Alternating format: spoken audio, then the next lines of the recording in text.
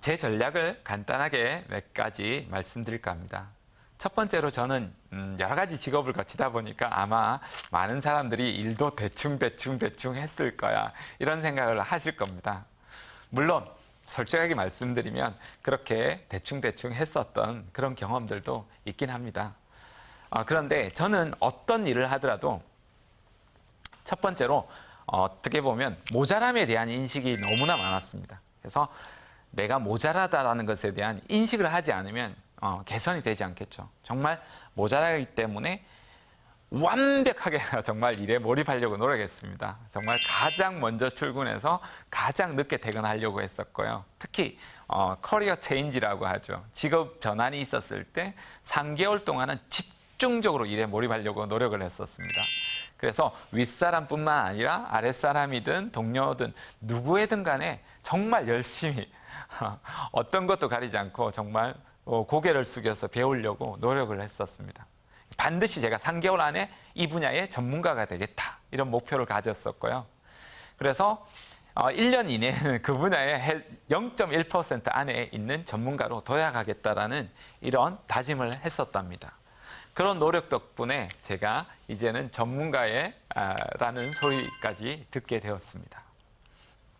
그래서 여러분에게도 첫 번째로 드리고 싶은 말씀이 완벽하게 여러분이 맡고 있는 직무가 무엇이든 간에 그 직무에 완벽하게 한번 몰입해 보시길 권합니다. 그렇게 하시고 여러분이 생존하시려면 여러분이 어떻게 보면 기업이라는 아주 거대한 기업 속에서 안정적으로 계실 수도 있겠지만, 만약 여러분 불안정하다라면 여러분이 1% 안에, 저는 개인적으로 사실 0.1% 안에 들어가겠다라는 이런 다짐을 해 나가시면서 반드시 전문가로 도약하겠다라는 그런 다짐을 한다면 성장해 나갈 수 있지 않을까, 이런 생각이 듭니다. 사실은 제 분야에서도 일을 하는데 전문가들이 많았습니다. 제가 대기업에 또 공공기관에 들어가는 기업들의 서류 전형을 해야 되니까요. 거기에 보면 수많은 이력서와 입사 지원서를 보게 됩니다. 그러면 그때는 저는 이 수많은 입사 지원서를 보면서 제가 일일이 코멘트를 줬습니다.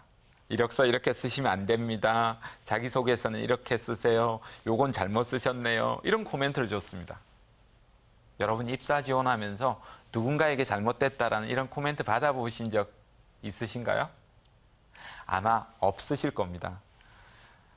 왜냐하면 수많은 이력 입사 지원서를 받아야 되는 인사 담당자에게는 굉장히 귀찮은 일이거든요. 저에게도 HR 분야라고 합니다. 휴먼 리소스, 인적 자원, 채용 전문가들이 많은 그 분야에서도 계신 분들이 많았었는데요. 대부분의 분들이 그러셨습니다. 이 자식들은 맨날 똑같은 소리에, 똑같은 이야기에, 똑같은 형식에, 똑같은 내용에 내가 맨날 이것만 읽어봐야 되느냐, 지겹다, 이런 말씀하셨습니다. 그런데 저는 이해가 안 되었습니다. 도대체 왜 이토록 똑똑한 사람들, 말하는 하이스펙이라고 하지 않습니까? 제가 가지고 싶은 스펙, 모든 스펙을 다 가졌던 그 지원자들이 이토록 잘못 쓰고 있는가, 이런 안타까움이 들었습니다. 그래서 비록 작은 거지만, 정말 사소해 보이는 거지만 열심히 하려고 노력을 했었고요. 그 작은 거 하나로만으로도 나중에는 책을 한 권 쓰게 되었답니다. 그래서 여러분, 앞서간 그런 전문가들만 부러워하지 마시고 여러분 분야에 있는 아주 작고 사소해 보이는 것도 정말 완벽하게 처리하려고 하는 노력을 기울여 보시길 권합니다. 두 번째로 제가 성공할 수 있었던 전략 중에 하나는요, 비록 30대 중반으로 늦었지만 그때 저는 꿈을 가졌습니다. 그 전까지 사실 꿈이 없었거든요. 정말 막연한 꿈을 가지고 있었는데요. 꿈을 한번 가지고 나니까 나도 할 수 있다, 이런 마음이 드는 겁니다. 제가 생각을 해보세요. 조그만한 전세방에 이렇게 살고 있었거든요. 근데 그 다세대 빌라 주택에 한 15채에서 20채가 있었습니다. 그 집에 아드님이 저하고 동갑이었습니다. 다세대 빌라가 그 당시에 한 2억 정도가 했으니까요. 15채 같으면 어떻습니까? 30억 정도가 되는 거고, 20채 정도 되면 그죠? 40억 정도 되는 거 아닙니까? 그 아드님은 학습지 교사였습니다. 근데 저보고 제가 이제 책을 쓰고 변화를 하고 그러다 보니까 어떻게 직업을 준비하면 될 거냐고 물어보는 겁니다.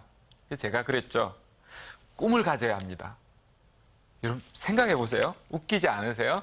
전세방에 살고 있는 사람이 주인집 아들, 그죠? 재산이 무려 몇십억이 될 수 있는 모든 독자거든요. 모든 돈을 다 받을 수 있는 그 아들에게 꿈을 가지라 이야기를 한다라는 게 너무 무섭지 않습니까? 개그 콘서트에 나올 이야기이지 않겠습니까?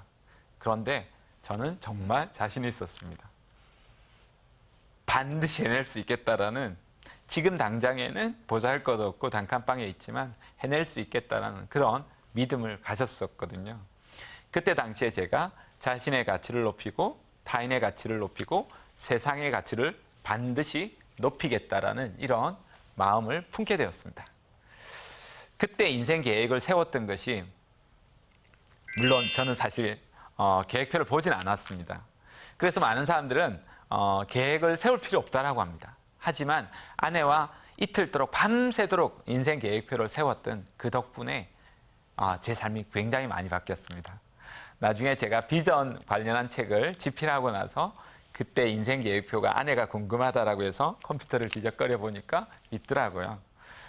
그렇게 보니까 제가 계획했던 것보다 훨씬 더 많은 것들을 삶을 바꿨구나라는 것들을 정말 계획대로, 어떤 경우에는 계획보다 더 이상으로 성취했다는 걸 알게 되었습니다.